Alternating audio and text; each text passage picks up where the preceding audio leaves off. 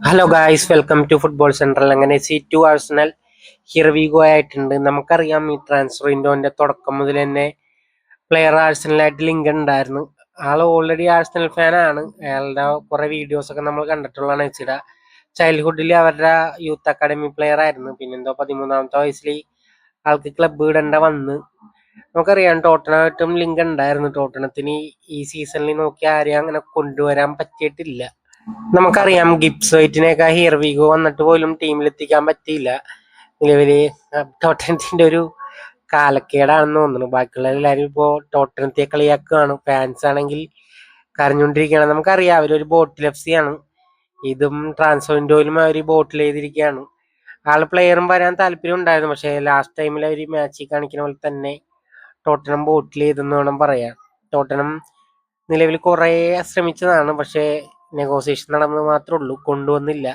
അവർ frustrated ആണ് എന്തായാലും. അപ്പോൾ അവരുടെ അടുത്ത സൈനിങ് ഏതായിരിക്കും എന്ന് നമുക്ക് നോക്കാം. നിലവിൽ ഈ സാബിനോട്ടൊക്കെ ഒരു ലിങ്ക് വരുന്നുണ്ട് ടോട്ടനത്തിന്റെ. പക്ഷെ അതും അവർ ബോട്ടിലെയോ ഇല്ലയെന്ന് നമുക്കറിയില്ല.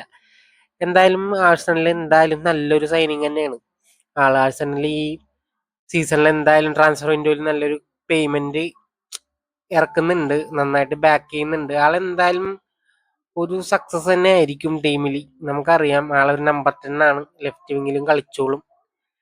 ആഴ്സണലിന് നമുക്കറിയാം മാർട്ടിനലി അത്ര നല്ല ഫോമിലല്ല നിലവിൽ ഇപ്പൊ കളിക്കുന്ന. ആള് ഭയങ്കര ഒരു ഡൗൺ ആയിട്ടാണ്. വരുമ്പോ എന്തായാലും മാറും. ആള് നല്ല ക്രിയേറ്റിവിറ്റി ഉള്ള പ്ലെയർ ആണ്. എന്നാലും അത്യാവശ്യം കട്ട് ചെയ്ത് അകത്തേക്ക് ഫിനിഷും ചെയ്യും. ആളൊരു ലെജൻഡ് തന്നെയാണ്. നമുക്കറിയാം ക്രിസ്റ്റൽ പാലസിൽ 2 ട്രോഫി അടിച്ച്, ഷീൽഡ് അടിക്കുന്നതിലും മേജർ പങ്കുണ്ടായിരുന്നു. FA കപ്പിലും ഉണ്ടായിരുന്നു. ആളൊരു എന്താണ് അവരൊരു ഫേസ് തന്നെയായിരുന്നു. പക്ഷേ ആൾക്ക് ഇങ്ങോട്ട് വരണമെന്ന് താല്പര്യം ഉണ്ടായിരുന്നു. പിന്നെ ആളുടെ പ്രൈം തന്നെയാണ്. അപ്പൊ ബാക്കി ഇവിടെ വന്നിട്ട് എങ്ങനെയാണ് ആളുടെ പെർഫോമൻസ് എന്ന്, അല്ലെങ്കിൽ ആർട്ടറ്റ എങ്ങനെ യൂസ് ചെയ്യുമെന്നൊക്കെ നമുക്ക് ഇവിടെ വരുമ്പോ എന്തായാലും കാണാം. ഹോയ്ലൻഡിന് വേണ്ടിയിട്ട് ഇപ്പോ നാപ്പോളി രംഗത്ത് വന്നിട്ടുണ്ട്. നാപ്പോളി ഇപ്പോ ക്ലബുമായിട്ടൊരു ഇനീഷ്യൽ ടോക്കിലാണ്. താരത്തിനും ക്ലബിലേക്ക് പോകാൻ ഇൻട്രസ്റ്റ് ഉണ്ടെന്ന് പറയുന്നുണ്ട്. നമുക്കറിയാം AC മിലാൻ ഇൻട്രസ്റ്റ് ഉണ്ടായിരുന്നു. പക്ഷെ നിലവിൽ ഇപ്പോ ഒരു ബോണിഫേസിനെ സ്വന്തമാക്കിയിട്ടുണ്ട് ലെവർകൂസനിൽ നിന്ന്. അത്യാവശ്യം നല്ലൊരു പ്ലെയർ തന്നെയാണ് ആള്.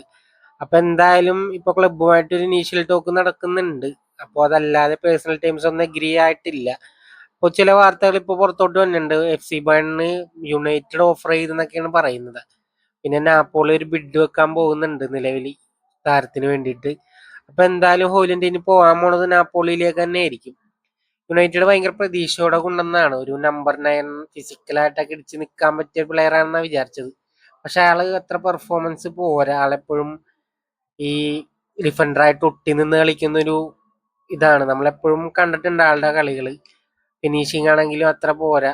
നാപ്പോളിയാണ് ഇപ്പൊ രംഗത്ത് വന്നേക്കണത്. നമുക്കറിയില്ല ഇനി നാപ്പോളി പോയി അവിടുത്തെ ഒരു ലെജൻഡ് ആവോയില്ല എന്നറിയില്ല. ലുക്കാക്കുവിന്റെ ഒരു ടൈപ്പ് പ്ലെയർ ഒക്കെ തന്നെയാണ്. നിലവിലിപ്പോ മക്ടോമിനി പോയി അവരൊരു ലെജൻഡ് ആയതാണ്, ടോപ്പ് പ്ലെയർ ആയതാണ്. ഇനി അതായിട്ട് മാറോ ഇല്ലയോ ഒന്നും നമുക്കറിയില്ല. എന്തായാലും നന്നായിട്ട് തന്നെ അവിടെ പോയിട്ട് പെർഫോമൻസ് ചെയ്യട്ടെ. ഇപ്പൊ നമുക്കറിയാം റൂബൻ അമോർമിന്റെ അണ്ടറിൽ അല്ലെങ്കിൽ ആൾക്കിന് കൂടുതൽ ചാൻസ് കിട്ടാൻ പോണില്ല.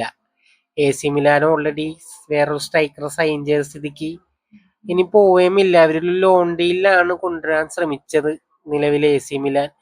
നാപ്പോളി അങ്ങനെയൊക്കെ തന്നെ ആയിരിക്കും. പിന്നെ നമുക്ക് കാത്തിരുന്ന് തന്നെ കാണാം. പിന്നെ എൻസിസോ ഇപ്പൊ എന്തായാലും ചെൽസി ജോയിൻ ചെയ്തിട്ടുണ്ട്. അത്യാവശ്യം ഒരു ടോപ്പായിട്ടുള്ള പ്ലെയർ തന്നെയാണ്. ആളെന്താണ് ഒരു ചെറിയ തോക്ക് വിറ്റിയെന്ന് അറിയില്ല. സാധാരണ നല്ലൊരു ഹൈ പേയ്മെന്റിനാണ് താരത്തെ വിൽക്കാറ്. അത്യാവശ്യം പൊട്ടൻഷ്യൽ ഉള്ള പ്ലെയർ ആണ്. ഇപ്പൊ ലോണിൽ വിട്ടിട്ട് അടുത്ത സീസണിൽ കളിക്കാനായിരിക്കും. നമുക്കറിയാം സാവി സിമൻസിനെ നിലവിൽ ചെൽസി നോക്കുന്നുണ്ട്. അതുകൊണ്ട് തന്നെ ആയിരിക്കും ഇപ്പൊ ലോണിൽ വിട്ടേക്കണം.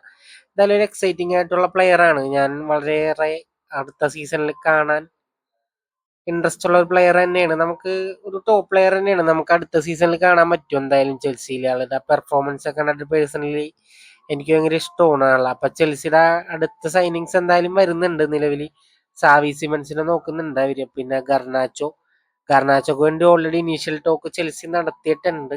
അപ്പൊ അവരുടെ അടുത്ത സൈനിങ്സ് എന്തൊക്കെയാണെന്ന് നമുക്ക് എന്തായാലും